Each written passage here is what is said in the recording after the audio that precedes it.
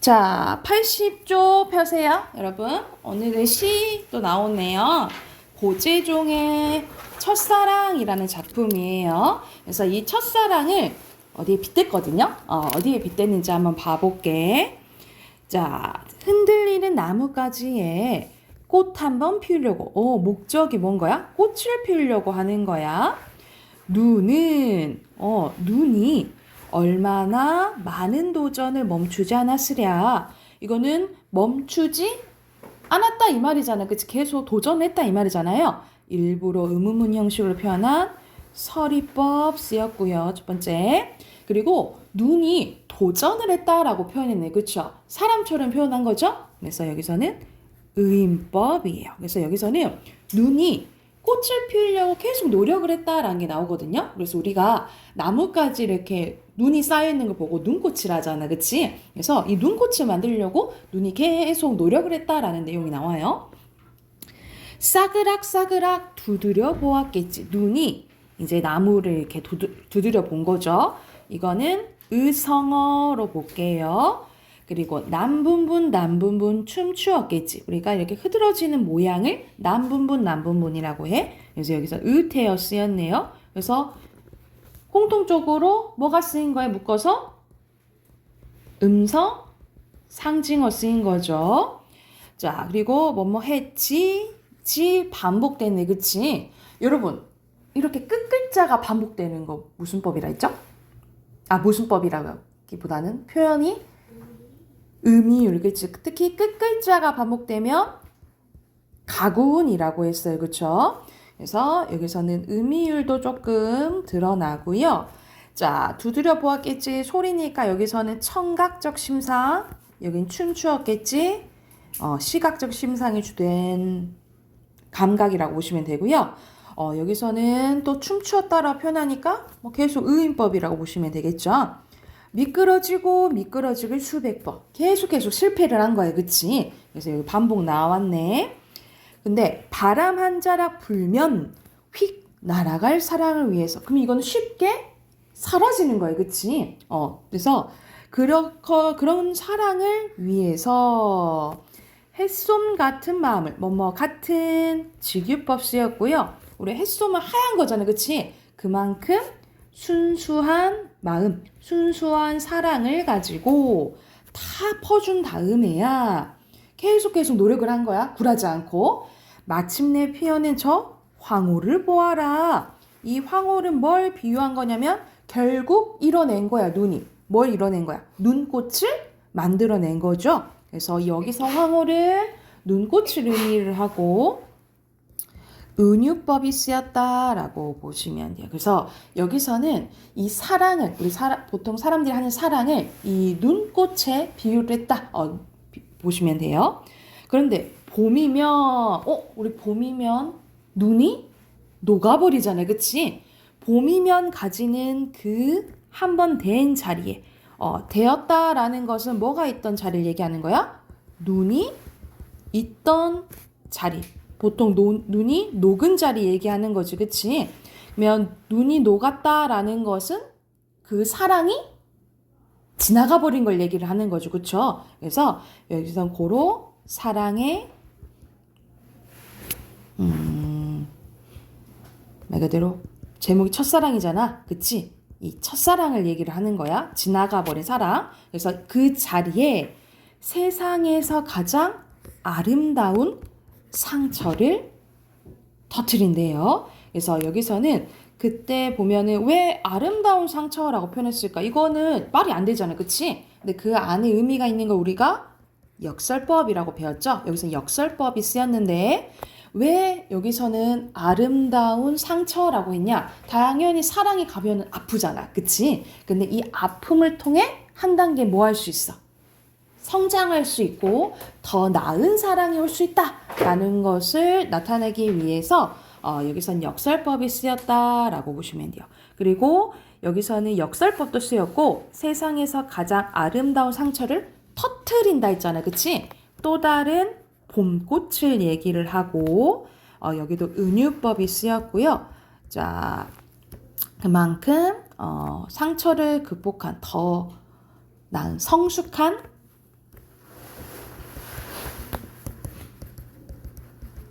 사랑을 얻게 된다라는 내용이에요. 그래서 첫사랑이 우리가 이루어지긴 어려워, 그치? 근데 한번 이루고 나서 그게 쭉 가면 좋긴 하겠지만 보통 헤어지는 경우도 많잖아요, 그쵸? 그래서 이 첫사랑이 이루어지지 않았을 때, 아니면 또는 이루어졌어도 헤어진 다음에 그렇게 엄청나게 상처받고 힘들 필요는 없다. 이것을 극복하면 더 나은 사랑이 찾아온다 라는 내용이라고 보시면 돼요. 그래서 이 시의 주제는요, 밑에 쓸게요. 인내와 헌신으로 이루어낸 사랑의 고귀함에 대해서 이야기한 시라고 보시면 됩니다.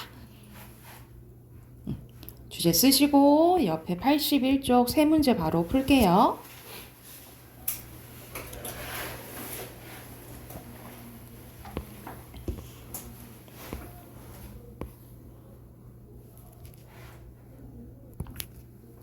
자, 1번에 알맞지 않은 거 뭘까요? 여기서는 겨울이었다가 눈이 오니까 겨울이었다가 봄이 온 거잖아요. 그치? 시간의 흐름에 따라 시상이 전개되고 있죠. 역순행적? 아니죠. 1번이고요. 2번에 알맞지 않은 것은 여기서는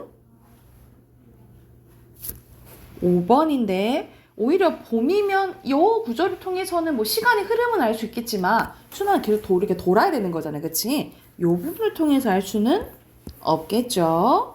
그리고 3번에 적절한 것은 기억은 이뤄낸 거고, 그치?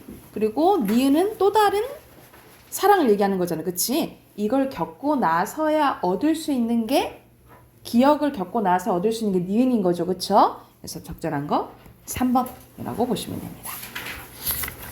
자, 뒤로 넘기면 범주화에 대해서 나와 있네요. 바로 풀어볼게요. 82쪽부터 85쪽까지 풀고 같이 한번 봐봅시다.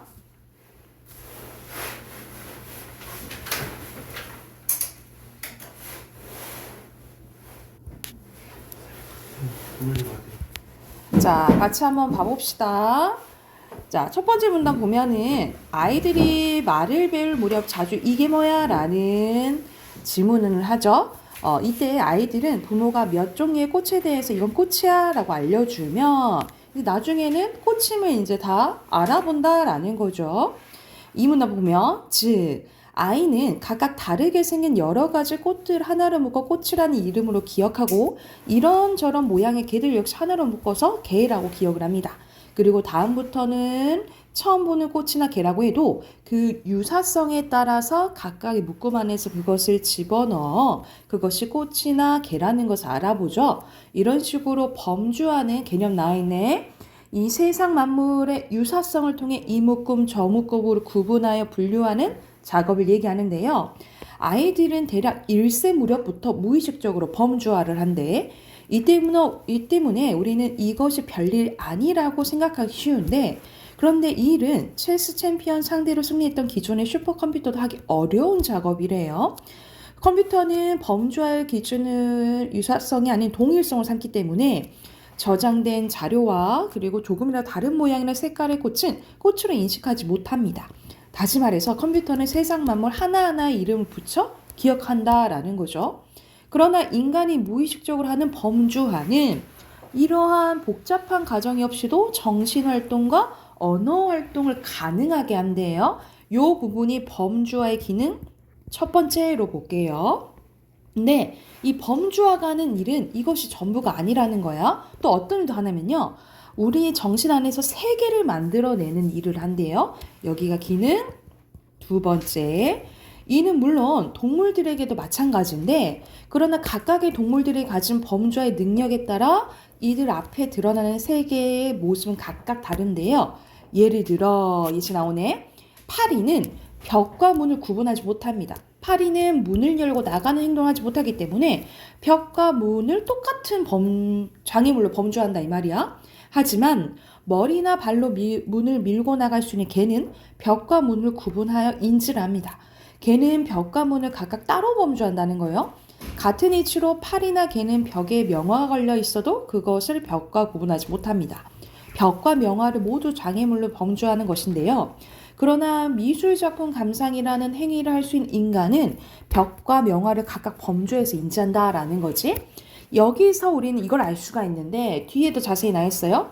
우리가 파악하는 세계는 우리가 가진 특별한 행동 능력과 인지 능력에 의해서 범주화된 뭐라는 거야? 가상 세계일 뿐이라는 거죠. 그렇죠? 그러니까는 우리가 보는 세계는 다 객관적으로 똑같이 다 보는 게 아니라 각각 만들어낸 거라고 보는 거예요. 그렇죠? 그러면 기억에 들어갈 게 아닌 거 3번 문제네. 그렇죠? 3번에 알맞지 않은 것은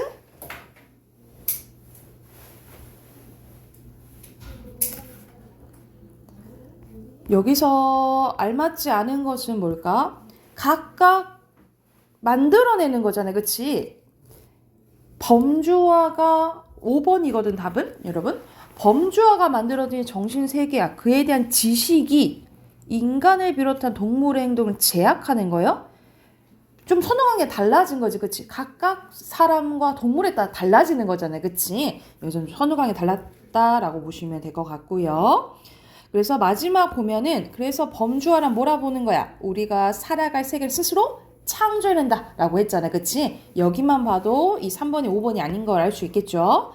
1번에 답할 수 있는 질문이 아닌 것은 말 그대로 나와 있지 않는 거 고르면 되잖아. 그치? 몇 번이에요?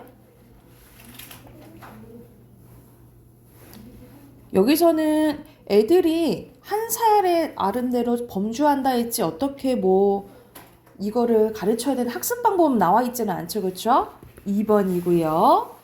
2번에 알맞지 않은 것은 범주화는 인간이 주로 하긴 하지만 더 범주화를 더 세세하게 하긴 하지만 동물들도 가능하다 했잖아요. 그치? 1번이죠. 됐나요? 넘어가 되겠어요? 자, 뒤로 넘겨서 어휘 보면 순서대로 니은, 리을, 디귿, 기억이고요. 그리고 5번에 별일, 6번에 여부, 7번에 자락이고요. 8번에 즉각, 9번에 팍, 10번에 황홀입니다. 자, 오른쪽 보면은 첫 번째 줄 봐봐. 아메바 같은 생물에게 세계는 단지 먹을 수 있는 것과 먹을 수 없는 것 정도로 분류된 극도로 단순한 세계다라는 거예요. 그리고 마지막 줄 보면은 범주하는 인간이 성장하면서 인지 능력을 확대될수록 더 다양하고 복잡해진다 했잖아요. 그치? 그리고 이를 통해 세계는 더 확장된다라고 했는데 그래서 비슷한 수준? 아니죠. 아메바 같은 거는 그냥 먹을 수 있는 거 없는 거 그 정도만 구분한다 했잖아요. 그치? X고요. 확대된다는 거 맞죠? O예요. 자, 문법 꺼내봅시다.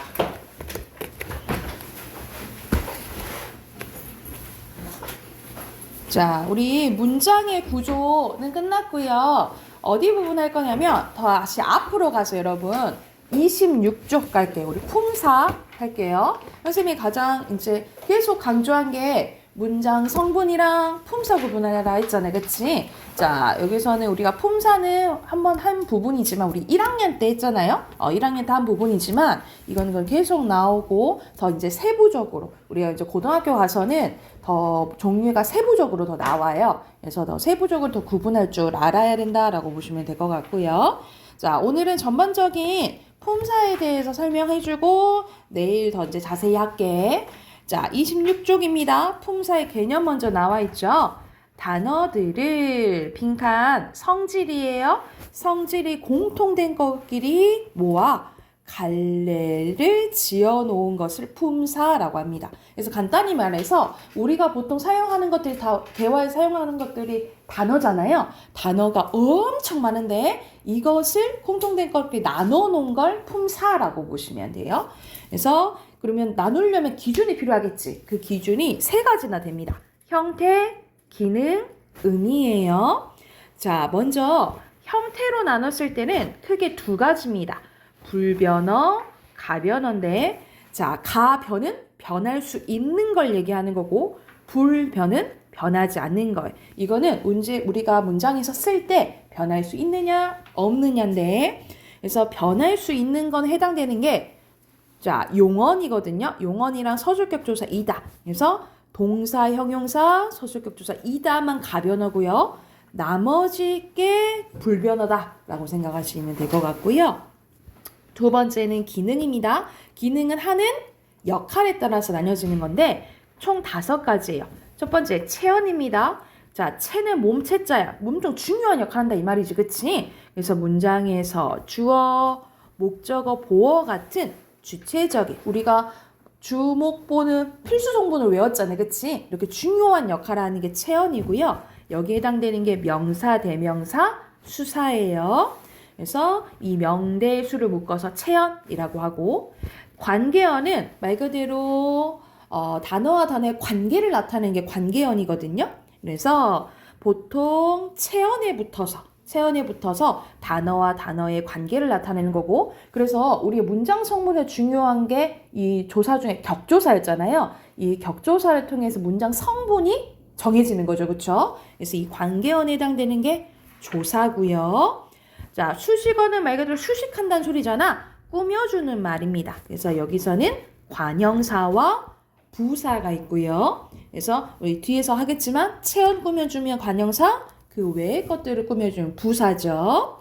그리고 독립어는 혼자 쓰는 거예요. 문장 성분과 관계없이 독립적으로 쓰이며 여기에 해당되는 거 뭐? 감탄사예요. 그래서 네, 아니요, 에고머니나 이런 부르는 말이나 감정 나타내는 말이 다 감탄사라고 생각하시면 되고요. 용언이 동사, 형용사에 해당되죠. 문장에서 주로 서술하는 기능, 말 그대로 서술어 기능하는 게 용언이라고 보시면 돼요. 그래서 요렇게가 불변어, 용언만 가변어인 거 아시죠? 이렇게라고 보시면 되고 의미에 따라서 우리가 알고 있는 몇 품사? 9품사인 거야. 그래서 9개로 명사, 대명사, 수사, 조사, 관형사, 부사, 감탄사, 동사, 형용사 이렇게 나뉘어진다라고 보시면 돼요. 그래서 자, 기준이 몇 가지라고? 3가지예요. 형태, 기능, 의미 이렇게 알고 계시면 됩니다. 이해됐죠? 우선 오늘은 여기까지 하고요. 내일 명사부터 더 자세히 할게요. 아셨죠?